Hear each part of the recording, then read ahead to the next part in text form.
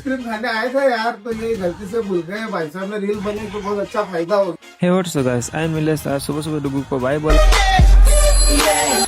और हम आगे दुकान पे के दुकान खोली और दुकान खोलने के बाद जज को देखा कि जज खाने लगे लस्सी कुछ भी।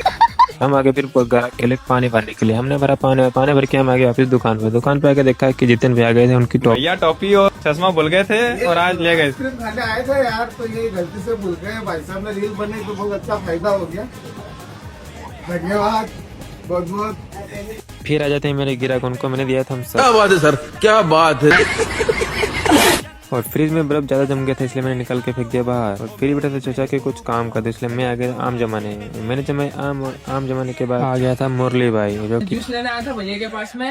हाँ जूस लेके जाना घर पे, अच्छा जूस बनाते हैं। आम रस देने के बाद कुछ खट्टा खाने का मन किया तो हमने जल्दी कच्ची केरी उसको कच्ची करके सील कर हमने डाल दिया उसके नमक और मिर्ची और नमक डाल के खा लिया उसको खट्टा खट्टा। भैया को मैंने फॉलो कर रखा है, इसे भैया ने मुझे एक फ्री पेप्सी दी।